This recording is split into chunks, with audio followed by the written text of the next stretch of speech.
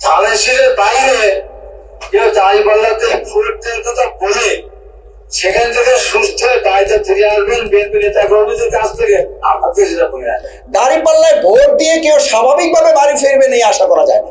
এই দলের পক্ষ থেকে যিনি একটি চেয়ারম্যান আছেন উনি তো বলেন যে এরকম কোন কর্মকাণ্ড এরকম কিছু করলে তাকে দলের পক্ষ থেকে ধরিয়ে দেওয়া হবে, প্রশাসনের কাছে হস্তান্তর করা হবে।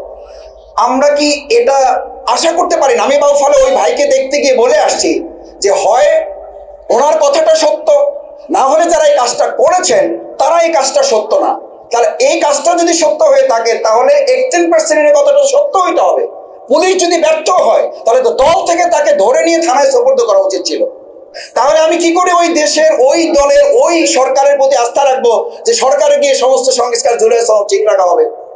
কারণ জামাত ইসলামী একমাত্র দল, এখনো চ্যালেঞ্জ করছি আমি, ছোট মানুষ আপনাদের বাউফলে, যে জামাত ইসলামী একমাত্র দল যারা 300 আসনে প্রার্থী দিয়ে ইতিমধ্যে আমরা আমাদের কাজ গুছিয়ে রেখেছি আলহামদুলিল্লাহ। আমি খুব অবাক হই, আমাদের সেই দলকে জিজ্ঞেস করে কেউ কেউ জামাত ইসলামী নির্বাচন প্রলম্বিত করতে চায়। আমি তখন জিজ্ঞেস করি আপনারা তো এখনো ক্যান্ডিডেট ডিক্লেয়ার করতে পারেন, কয় ভাই একটু সমস্যা আছে। তাই ম্যাডাম ওই সমস্যাকে ঠিক করেন, তারপর রাষ্ট্রের দিকে চোখ দেন। আমি আর একটা কথা এখানে একজন ভাই খুব সুন্দর করে বলেছেন, তার জবাবে বলি যে দেখেন আমরা কি নির্বাচন সুষ্ঠু আশা করি? নির্বাচন শুধুমাত্র প্রশাসনিক কাঠামো ঠিক করে, আপনি এক এক কেন্দ্রে না এক এক ভোটারের জন্য একজন পুলিশ নিয়োগ করেও ততক্ষণ পর্যন্ত আপনি সুষ্ঠু নির্বাচন পাবেন না যতক্ষণ পর্যন্ত রাজনৈতিক দলগুলো তার সংস্কার সম্পন্ন না করবে। প্রথম আলোর ভাই যেটা বলেছেন যে জামাত ইসলামী বর্তমান অন্তর্বর্তীকালীন একটা পার্ট, অন্তর্বর্তীকালীন সরকার তো সবাই, তো সেই হিসাবে জামাত ইসলামী একটা দল তো পার্ট হওয়ারই তো কথা, বাস্তবিক তো তাই হওয়ার কথা। জামাত ইসলামী তো জনগণের প্রতিনিধিত্ব করে, অন্তর্বর্তীকালীন সরকার তো সকলের, এবং আমরা তাদের পার্ট হয়ে, আমরা তো বলছি আপনারা যতক্ষণ সত্যের পথে থাকবেন, ভালোর পথে থাকবেন, ততক্ষণ আপনাদের পার্ট হয়ে, আপনাদের অংশ হয়ে আমরা আমাদের সহযোগিতা করবো। আমির জামাত অসুস্থ থাকা অবস্থাতেও চিফ অ্যাডভাইজারকে মেসেজ কনভে করেছেন, চিফ অ্যাডভাইজার তার পক্ষ থেকে সেখানে প্রতিনিধি পাঠিয়েছেন, আপনারা জানেন। সেখানেও একই মেসেজ আমরা দিয়েছি যে আমরা আপনাদের সাথে আছি ততক্ষণ যতক্ষণ জনগণের সাথে আপনারা আছেন। সুতরাং জামাত ইসলামী তো একটা পার্ট হবে, এটা তো কোনো ষড়যন্ত্রের ব্যাপার না, বা এটা তো অন্যায্য কোনো ব্যাপার না। অপরাধ প্রবণতা তারা পুরোটা কমাতে পারেন নাই, তবে আমাদেরকে বিবেচনা নিতে হবে বিগত 17 বছরের চেপে বসা যেই অপরাধ প্রবণতার একটা মানে রাজ্য আমাদের মধ্যে তৈরি হয়েছে। আপনি এটা তো একটা রোবটের মতো ব্যাপার না যে আপনি সুইচ টিপে দিলেন বন্ধ হয়ে গেল, এটা একটা প্রক্রিয়ার ব্যাপার। এবং সেই সন্ত্রাসীরা, আমরা বারবার বলছি, সেই ফ্যাসিস্টদের দোসরদের কতজন পালিয়েছে, তাদের এখন ভিডিও কল পাওয়া যায়, তাদের এখন জুম লিংক পাওয়া যাচ্ছে যে আমরা তো মাত্র কয়েকজন ইন্ডিয়াতে আছে। তবে একটা ভালো সংবাদ আপনাদের মাধ্যমে পেয়েছি আমরা যে তারা ভবিষ্যতে যেহেতু বাংলাদেশে আর কোনো অফিস খুলতে পারবে না, তাদের আসল দেশে নাকি তারা একটা অফিস খুলেছেন। আমি এটাকে ধন্যবাদ জানাই যে এখানে অফিস খোলার মধ্য দিয়ে বাংলাদেশে আর সামনে কোনো অফিস খোলার হয়তো চিন্তা তাদের নাই, বিধায় তারা পার্শ্ববর্তী রাষ্ট্রে একটা অফিস খুলেছে। তবে ওই রাষ্ট্রের কাছে আমাদের দাবি থাকবে যে আন্তর্জাতিক আইনে এটা কভার করে কিনা, যে পত্রিকায় দিয়ে বিবিসির মতো সাংবাদিকের কাছে এই কথা বলে, এর অর্থ হলো আমাদের এই পার্শ্ববর্তী দেশ এরকম সন্ত্রাসী গণহত্যাকারীকে আশ্রয় দিয়ে তারা আন্তর্জাতিক আইন লঙ্ঘন করেছেন। দ্বিতীয় হচ্ছে অপরাধ প্রবণতার এই জায়গাটা বলছি যে এটার ক্ষেত্রে আমাদেরকে, আমি মনে করি যে চেষ্টার জায়গাটা আছে সেটা সরকারকে আরো আন্তরিক হইতে হবে। তাদের যারা প্রশাসনের লোক আছে এটা কিন্তু আমাদের বিবেচনায় নিতে হবে, সাংবাদিক বৃন্দ, যে তাদের সেই দোসরদের নিয়োগ করা অধিকাংশ লোকেরাই কিন্তু এখন আছে। এই সরকার তো এখন পর্যন্ত কোনো নিয়োগে যেতে পারে নাই, বড় কোনো নিয়োগে যেতে পারে নাই, নির্বাচিত কোনো সরকার এখন আসে নাই, রাজনৈতিক সরকার আসে নাই, এবং সেই জায়গাটা এখন হয় নাই। সুতরাং সেইটুকু পর্যন্ত সময় আমাদের ঐক্যবদ্ধ থেকে ওই ফ্যাসিস্টদের দোসর যারা, তাদেরকে মোকাবেলা করে প্রশাসন অন্তর্বর্তীকালীন সরকারকে এগিয়ে নিতে আমার মধ্যে ভূমিকা পালন করতে হবে। পরিবর্তন কি হয়েছে? পরিবর্তন হয়েছে এই যে আমরা আপনাদের সবাই যেটা বলছেন, সবাই মিলে আমরা কথা বলতে পারছি। বিগত 15 দিন তো এটা পারা যায় নাই। আপনারা কিছু সংখ্যক লোক এখানে আসতে পারতেন, বাকি সাংবাদিকের অনেকে আসতে পারতেন না। This is change. নাম্বার 2 হচ্ছে চেঞ্জ হচ্ছে এটা যে আমাদের সাংবাদিক ভাইদের শুধু মামলা দেওয়া হতো না, তাদেরকে বলা হতো কালকে আপনি এখানে থাকবেন থাকবেন না, লেখা না, বলা হতো থাকবেন থাকবেন না, এটা আমার সাথে আলাপ করে তারপরে থাকবেন। This is change. আমি তো মনে করি এটা আমাদের অনেক বড় প্রাপ্তি। আর একটা প্রাপ্তির যদি বলেন যে মাসুদ ভাই আপনার সবচেয়ে প্রাপ্তির একটা কথা বলেন, আমি বলি যে শেখ হাসিনা মুক্ত বাংলাদেশে একটা নিঃশ্বাস নিতে পারতেছে। This is enough, is enough আমার জন্য। কারণ কি জানেন, আমি জেলখানায় থাকতাম, আর জেলখানায় থেকে আমাকে বলতে আমাদেরকে ভাবতে হতো আমার স্ত্রী কতক্ষণ পরে বোধহয় জেলখানে চলে আসতেছে, আমি হয়তো শুনবো আমার সন্তানকে গুম করে নিয়ে যাওয়া হয়েছে। আমরা জেলখানে থেকে আমাদের কথা ভাবতাম, আমরা ভাবতাম আমাদের পরিবারের কথা, আমরা ভাবতাম আপনাদের কথা, আমরা সহকর্মীদের কথা ভাবতাম যে যারা সত্যের পথে আছেন তাদের কি হচ্ছে। এই জায়গাটুকু থেকে আমরা বেরিয়ে আসতে পেরেছি। বাকিটুকুর জন্য আমি পরিবর্তন তো এটাও দেখি যে আমাদের ওই যে গালাগালি শব্দটা বলবো না, বললেন না যে কাদা ছোড়াছড়ি, তো গালাগালি যেমন হচ্ছে আমাদের গলাগলিও কিন্তু হচ্ছে, সেটাও কিন্তু আপনাদের হাইলাইট করা উচিত। এই জন্য আপনারা ঐক্যমত কমিশনে দেখেছেন যে চূড়ান্ত আর্গুমেন্ট হচ্ছে, ওর মাঝে কিন্তু আবার 3-4টা হাত এক জায়গায় হয়ে তারা হাস্যোজ্জ্বল ভাবে জাতির সামনে, বাংলাদেশের ইতিহাসে না পৃথিবীর ইতিহাসে বিরল বলতে হবে যে 30 থেকে 40টা দল প্রায় 2 মাস ব্যাপী এক ছাদের নিচে বসে তারা কথা বলতে পারছে, 2-1টা ব্যতিক্রম ছাড়া সেখান থেকে কেউ বের হন নাই। এটা বাংলাদেশের জন্য অনেক বড় অর্জন, অনেক বড় অর্জন। এই পরিবর্তনটা বাংলাদেশের হিস্ট্রিকে চেঞ্জ করে দেবে এবং আগামী দিনে আর একটা নতুন ইতিহাস এই যারা একত্রিত হয়েছে তারা তৈরি করতে পারবে। আমি এখন আশাবাদী, আমি হতাশ নই। এরপরে যেটা বলেছে লেভেল প্লেইং ফিল্ডের ব্যাপারে আমি একটা ভিডিও আপনাদেরকে একটু দেখাই। আপনারা, আমি গতকালকে বাউফলে আমাদের কিছু সাংবাদিক ভাইয়েরা আমার কাছে একটু ভাইয়েরা এসেছিলেন, দেখেন থানের বাইরে কেউ চাঁদপাল্লাতে ভোট দেওয়ার কথা বলে সেখান থেকে সুস্থ হয়ে বাড়িতে ফিরে আসবেন বিএনপি নেতা কর্মীদের কাছ থেকে, আপনাকে সেটা বলে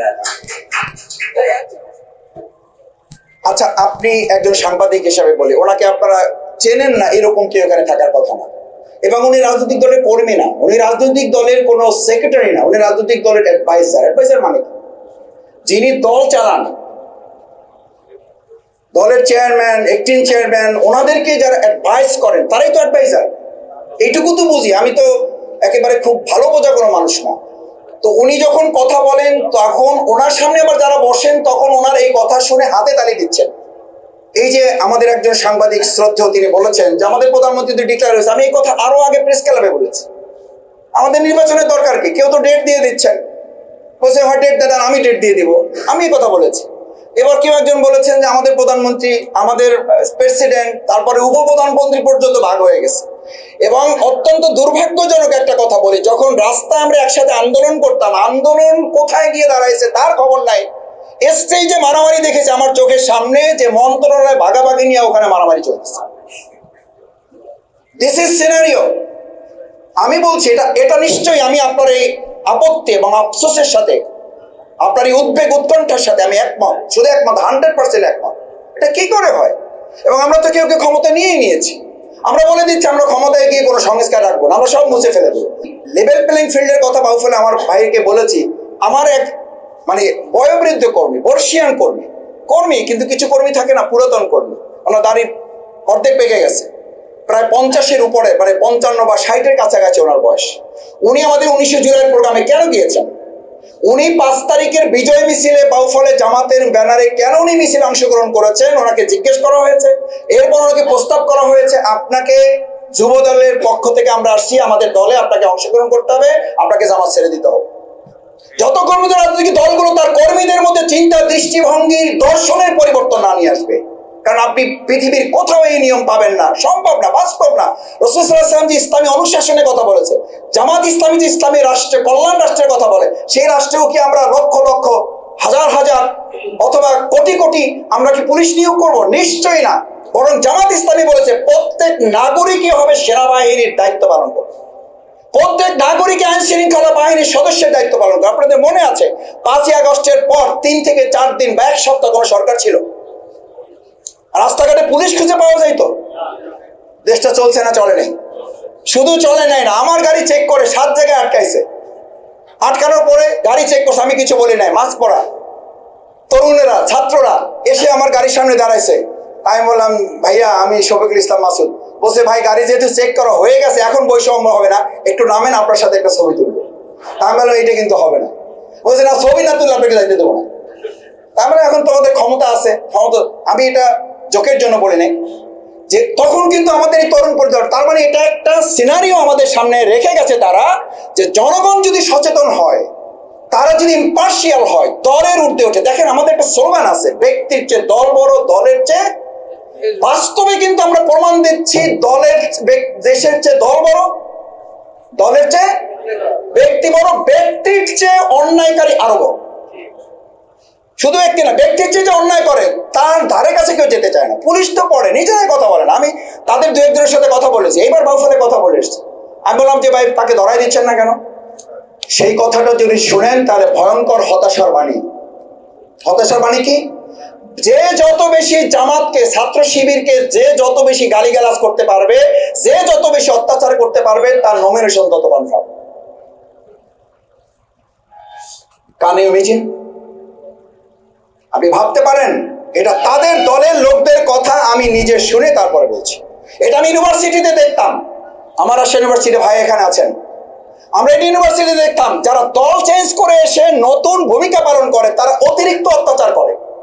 দুটো জিনিস প্রমাণ করার জন্য যে সে ফ্যাসিস্ট ছিল না, আমি আপনার খুব প্রিয় লোক, আর একটা হলো যত অত্যাচার করে তত বেশি সে ফোকাস হয়। এই দুইটা কারণে আমাদের সমাজে এই অবস্থাটা চালু আছে। আমি আশা করি, আমি হাবিব সাহেব, জনাব হাবিব সাহেবকে সম্মান রেখে বলছি, এই কথাটা ওনারও প্রত্যাহার করা উচিত এবং দল থেকে এটাকে এখন পর্যন্ত বিস্ময়ের ব্যাপার যেটা প্রতিবাদ জানানো হয়নি, তার মানে গোটা দল এটার সাথে একমত এখন পর্যন্ত। এটা যদি হয় তাহলে আপনি হাজার হাজার কেন, লক্ষ লক্ষ কেন, কোটি কোটি পুলিশ কেন, প্রত্যেকের জন্য একজন পুলিশ একজন আর্মি নিয়োগ করো। আমি চ্যালেঞ্জ করছি, আগামী দিনে লেভেল প্লেইং ফিল্ড এবং অংশগ্রহণমূলক অবাধ সুষ্ঠু নির্বাচন হবে না। আর যদি না হয়, না হওয়ার পরিবেশ যদি হয়, বাংলাদেশ জামাত ইসলামী নির্বাচনে অংশগ্রহণ করবে না এটা বলছি না, আমরা এরকম কোন আর একটা ফ্যাসিস্টের নির্বাচন হতেই দেব না। এরপরে আমাদের একজন গুরুত্বপূর্ণ কথা বলেছেন যে জাতীয় সরকার, জাতীয় সরকারের কথাই তো আমরা বলেছি, জাতীয় সরকারের জন্যই পিয়ার পদ্ধতি দরকার। দিস ইজ সলিউশন, ওনলি এবং ইজি সলিউশন। আপনি জাতীয় সরকারের কথা বলেন, আমি একজন গুরুত্বপূর্ণ ওই পার্টির, তাকে আমি খুব বিনয়ের সাথে জানতে চেয়েছি যে ভাই আপনাদের চেয়ারম্যান সাহেব বলেন, আপনারা বলেন জাতীয় সরকার করবেন, তো জাতীয় সরকারের সবচেয়ে গুরুত্বপূর্ণ রূপরেখায় তো নিহিত আছে পিয়ার পদ্ধতির মাধ্যমে, যেখানে সকল ছোট ছোট দলগুলোকে, বড় দলগুলোকে, মাঝারি দলগুলোকে, যারা জনগণের মোটামুটি প্রতিনিধিত্ব করবে, জনগণ ভোট দিলে তো না বোঝা যাবে সে দল, ভোট না দিলে তো সে জোর করে ঢুকতে পারতেছে না, সুতরাং তাদেরকে আপনি বাদ দিবেন কেন? আপনি তো যখন আন্দোলন করেছেন শুধু আপনারাই বলেছেন ভাই ওটা একটা ব্যানার, আমার সামনে বলেছেন ভাই ওটা একজন ব্যক্তির দল, তো তাকে আপনি মঞ্চে নিয়েছেন, তো তাকে মঞ্চে নিয়েছেন, তার ব্যানারটা ব্যবহার করেছেন, তাকে কেন সংসদে ব্যবহার করার সুযোগ দিবেন না? এটা অবিচার, এটা অন্যায়, এটা বৈষম্য। বাংলাদেশ জামাত ইসলামী এই জায়গায় বলেছে আমরা পিয়ার পদ্ধতির মাধ্যমে এই বৈষম্যের কবর রচনা করে একটা সুন্দর ইলেকশন আমরা করবো। আমরা বলেছি পিয়ার পদ্ধতি ছাড়া আমরা ইলেকশন জনগণ এদেশে চায় না, এবং সেই ইলেকশন জামাত ইসলামী মনে করে অন্তর্বর্তীকালীন সরকার এই ব্যাপারে আরো, এবং সিএসি, আপনারা জানেন যে সিএসির সাথে আমাদের ডাক্তার সৈয়দ আব্দুল্লাহ মোহাম্মদ তাহের উনি দেখা করেছেন, সিএসি বলেছেন যে আমাদের জীবন বাজি রেখে হলেও আমরা একটা সুন্দর নির্বাচন উপহার দেব। আমরা এটার প্রতি আস্থা রাখতে চাই, কিন্তু সিনারিও আমাদেরকে প্রমাণ করতে হবে। আপনার প্রশাসন এখন পর্যন্ত কোথাও কোথাও এটা আছে, আমার কথা শুনলে থাকতে পারবেন, না হলে থাকতে পারবেন না, আমার হুকুম মতো চললে আপনি এখানে থাকতে পারবেন, না হলে আপনি থাকতে পারবেন না। সুতরাং সেই প্রশাসন, সেই প্রিজাইডিং অফিসার, সেই শিক্ষক বৃন্দ, সম্মান রেখে বলছি, যারা ফ্যাসিস্টদের নিয়োগ করা ছিল, তারা আমাকে আপনাকে, এখন আপনি হয়তো প্রশ্ন করতে পারেন না, বলতে পারেন না, আমরা বলতে পারি না, কেউ কেউ বলে তার মানে কি শত শত বছর আমাদেরকে অপেক্ষা করতে হবে, বা মাসের পর মাস আমাদেরকে অপেক্ষা করতে হবে? আমরা বলছি না, সেটার জন্য আমাদের অপেক্ষা করতে হবে না, কিন্তু বিচার সংস্কার এবং মিনিমাম লেভেল প্লেইং ফিল্ড তৈরি হওয়া ছাড়া আরেকটা নির্বাচন করে তো এরকম বাংলাদেশকে আমরা আবার বিপদের মুখে ফেলতে পারি না।